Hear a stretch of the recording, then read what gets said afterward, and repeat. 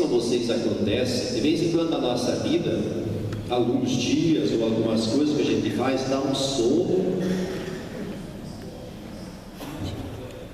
De vez em quando a gente não tem muita vontade de viver, de fazer as coisas.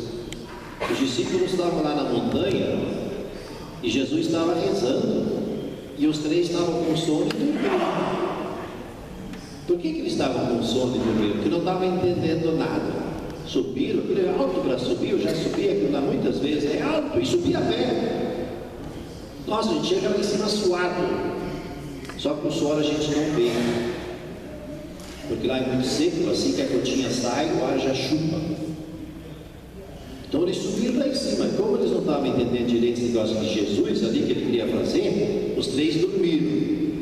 Na nossa vida, muitas vezes nós ficamos com sono, a vida é pesada. Quando é que a vida é pesada e a vida dá sono? Por exemplo, lá em casa, quando a gente não se entende, a vida perde a graça, né?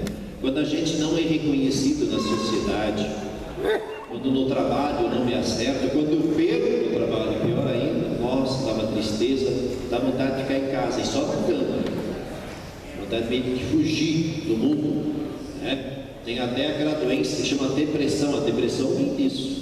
A gente perde as razões, as motivações para viver, a gente não vê bem para que viver.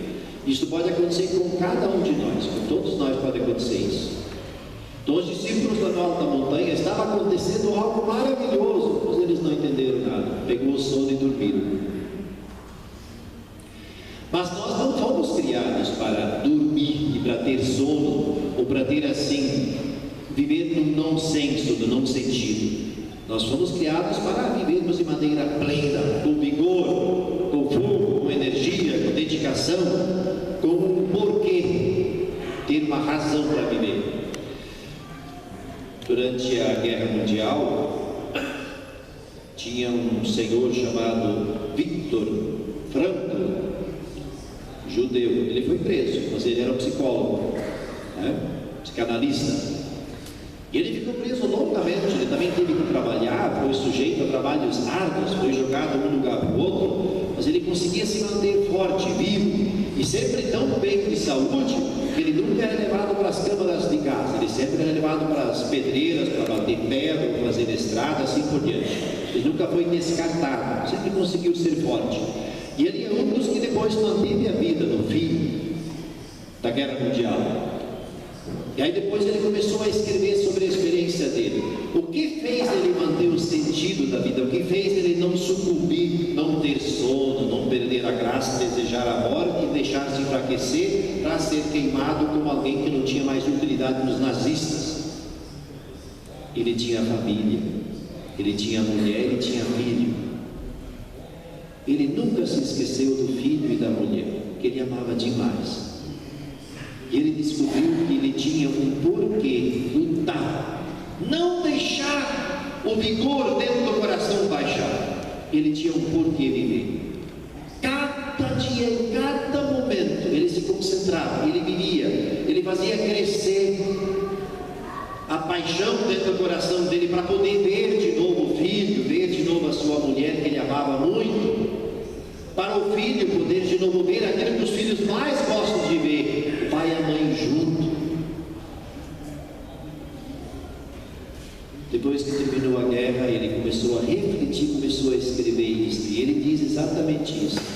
Quando nós temos um porquê, a gente suporta e aguenta os comos. Todos nós temos nossas labutas, as dificuldades da vida, os dias tristes e difíceis, todos nós.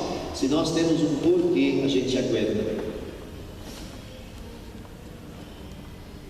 Dizem, porque eu não sou mãe de ninguém, mas dizem que as mães aguentam vários dias sem dormir, porque tem um porquê, cuidar da vida do filho. A mãe aguenta sem dormir, porque eu não seria capaz. Claro, você não é mãe, você não tem filho. A mãe porque é mãe. Ela vive uma leoa, ela dá um jeito, ela cuida, ela tem um porquê. Ela aguenta, ela não vai sucumbir, ela não se entrega, ela é batalhadora da luta. Nosso Jesus, ele tinha um porquê. Era um homem agarrado no amor do Pai. Era um homem que estava assim, cada minuto da vida dele estava no envio do Pai. O Pai enviou ele, e o Pai apostou dele: filho, vai lá para a terra, mostra quem nós somos, mostra o coração de nós três para o povo, lá para as pessoas. Ó filho, nunca te esqueça, eu amo demais cada pessoa que eu criei, cada pessoa, filho, vai lá e vive este amor, essa paixão que eu tenho por cada pessoa, vive essa paixão. Jesus veio e fez isso. E Jesus foi mostrando o sentido profundo da vida, que era não viver só para si, o egocentrismo, mas que era viver para os outros. E ele foi mostrando que isto é próprio de Deus, Deus é assim. E Jesus foi mostrando que nós todos fomos feitos a partir de Deus, no profundo de Deus. E Deus é Pai, Filho e Espírito Santo, são três. E cada um de nós é três dentro. Nós somos três aqui dentro, nós não somos um. Nós somos feitos a partir dos três, e nós temos o dinamismo do coletivo, do comunitário, da família. Por isso que ninguém de nós consegue viver sozinho, fechado em si mesmo, só viver para si. A pessoa morre e ela fica violenta, ela faz mal para si, faz mal para os outros, quando ela pensa só em si. Então Jesus foi mostrando para nós que nós existimos para dar a nossa vida para os outros, mas os apóstolos não entendiam direito isso. E Jesus ainda foi mostrando para eles: ó, eu estou indo para Jerusalém, eu vou ser morto lá, mas ninguém vai tirar a minha vida, eu entrego a minha vida. As pessoas vão achar que estão me matando, mas eu entrego a minha vida, eu vou livremente para a morte, para a paixão. Eu dou a minha vida, eu como que me sangro para vocês, eu jogo sobre vocês a minha vida no sangue e na água. Eu faço isto por amor a vocês, porque esta é a maneira de eu levar todos vocês para junto de Deus. O meu amor é infinito, é incondicional, não tem nada que consegue travar e barrar o meu amor. Eu dou a minha vida por cada um de vocês. Mas os discípulos não conseguiram entender. Eles não entenderam que Jesus, Deus, era um Deus do serviço, não daquela glória grande humana, mas daquela glória de Deus que é amar, e que o reino dele era um reino para todos, não era um reino para 2, 3 ficar gloriosos ao redor dele. E os discípulos tinham dificuldade de continuar no seguimento para entender isso. Foi aí que Jesus levou eles para a montanha. E na montanha, e por que levou eles para a montanha? Porque Jesus tinha pré-anunciado a paixão dele e a morte. E ele disse: se alguém de vocês quer me seguir, renegue a si mesmo. Quem quiser ganhar a sua vida deve perdê-la. E depois Jesus falou: e alguns de vocês não vão morrer antes de ver a glória do Reino. E o Evangelho de hoje continua falando: 6 dias depois disso, Jesus pegou Pedro, Tiago e João e subiu para uma alta montanha ali, se transfigurou na frente deles. Jesus percebeu que os discípulos não estavam tendo mais condições de poder segui-lo, porque eles não entendiam, eles estavam perdendo a força, estavam caindo no sono, na fraqueza. Jesus levou-eles para a alta montanha, e no alto da montanha Jesus foi transfigurado, ou seja, a glória da vida ressuscitada, a divindade de Jesus se fez em luz ao redor dele, e os discípulos viram a glória de Jesus, os discípulos viram que ele era Deus, e os discípulos começaram a entender que Deus, o jeito de ser de Deus, é este de viver ajudando os outros, dando a vida para os outros, fazendo bem para os outros. Esta é a glória de Deus. E aí de repente, de dentro da nuvem, veio aquela voz bonita que Jesus já tinha escutado lá quando ele saiu das águas do batismo, mas os discípulos não tinham escutado. E o Pai diz: este é o meu filho, o meu amado, o meu escolhido, escutai-o, escutai-o. A nossa vida começa a ter graça, começa a ter brilho, começa a ter vigor, começa a ter força, a nossa vida como cristãos, quando nós escutamos Jesus.